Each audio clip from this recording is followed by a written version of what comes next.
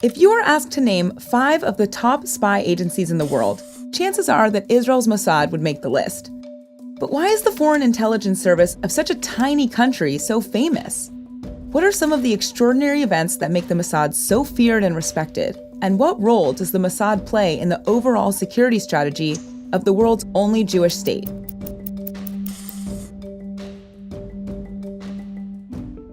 Even before the declaration of the State of Israel in 1948, Jews created organizations to gain information on their enemies' activities.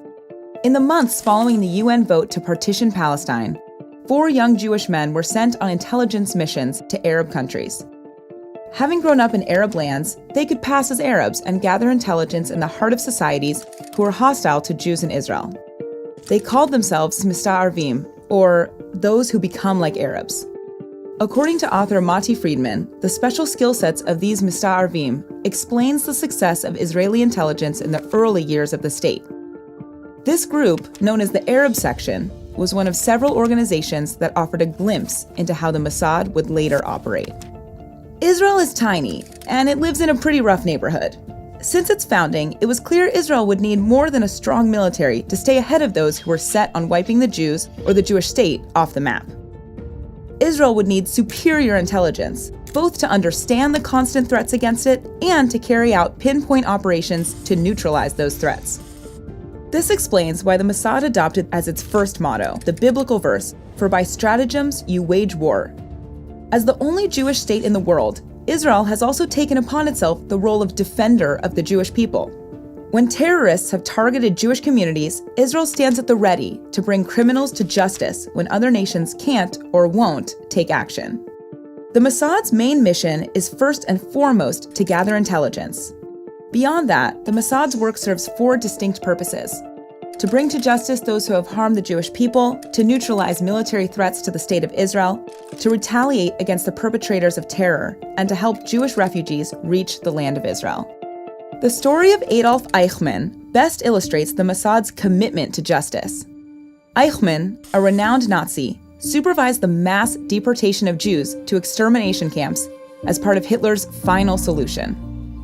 After the war, he escaped from U.S. custody and moved to Argentina, where he lived under a false identity. An 8-man team of Israeli Mossad agents covertly traveled to Argentina and abducted Eichmann in May of 1960. They dressed him up as an Israeli flight attendant and snuck him out of the country. Eichmann was tried and convicted of war crimes the following year and became the only criminal to be executed in Israel's history. If you want to hear the whole story, check out the video we made about it. Those new reports that Israeli airstrike last month, may have targeted a nuclear facility in Syria. 3 senior U.S. officials claim Syria was just months or even weeks from making the reactor operational, and charged North Korea helped Syria's covert nuclear activities. In 2001, cooperation between Syria and North Korea regarding nuclear weapons piqued Israel's interest. So, in late 2006, Mossad agents broke into the London hotel room of a Syrian atomic energy official and installed monitoring software on his laptop.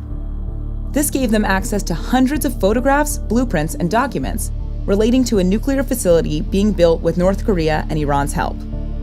In the summer of 2007, Israeli commandos obtained photographs and soil samples from the facility, revealing nuclear material originating in North Korea. When U.S. President George W. Bush rejected a military strike, Israeli Prime Minister Ehud Olmert replied that Israel would act alone. A few weeks later, Israeli jets destroyed the reactor and ended Syria's nuclear program. If the destruction of the Syrian reactor was the Mossad's greatest success against a national threat to the State of Israel, its biggest takedown of an individual terrorist would be Imad Murnia. One of the founders of Hezbollah, Murnia was responsible for many high-profile attacks, including the April 1983 bombing of the American embassy in Beirut that killed 63, the October 1983 Beirut bombing of the U.S. Marines headquarters that killed 243, and the 1994 attack on the Jewish Community Center in Buenos Aires, in which 86 people died. Before the 9/11 attacks, U.S. officials blamed Murnia for the deaths of more Americans than any other terrorists. He lived a life of secrecy, moving around frequently, using disguises and plastic surgery to hide his identity. The Mossad managed to track him down in Damascus in February of 2008, and a Mossad hit team was deployed. They packed explosives into a rental car, while another Mossad team tracked Murnia to a planned meeting with Iranian and Syrian officials. When Murnia arrived, the rigged car moved into position alongside it, and as Murnia got out, the car exploded via remote detonation. You don't often hear about spy agencies rescuing refugees, but that's exactly what the Mossad did on several occasions. In the early 80s, they smuggled Ethiopian Jews out of Sudan. Netflix even adapted this epic story into the movie Red Sea Diving Resort. Ethiopia went through a difficult period beginning in the mid-1970s: civil war, famine, and an invasion from neighboring Somalia. Life was especially hard for the Jews of Ethiopia, as they were singled out for persecution. In 1977, many made the long and dangerous trek to Sudan, where they ended up in refugee camps.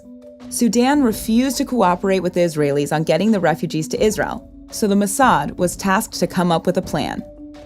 The plan? To operate a diving resort along the Red Sea coast in Sudan as a cover. By day, it's a full-service tourist operation, complete with meals, lodging, and water sports instruction.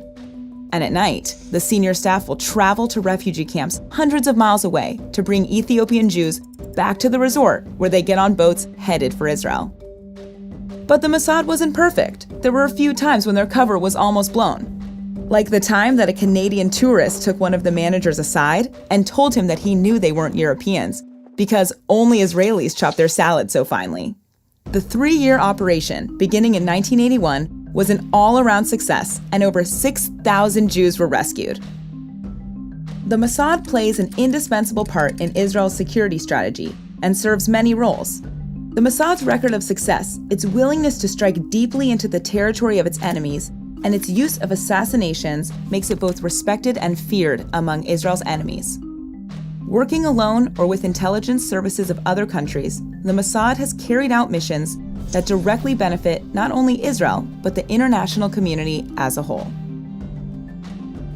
Thanks for watching. If you like what we're doing here, consider subscribing, and if there's something you want us to tackle in an upcoming video, let us know in the comments.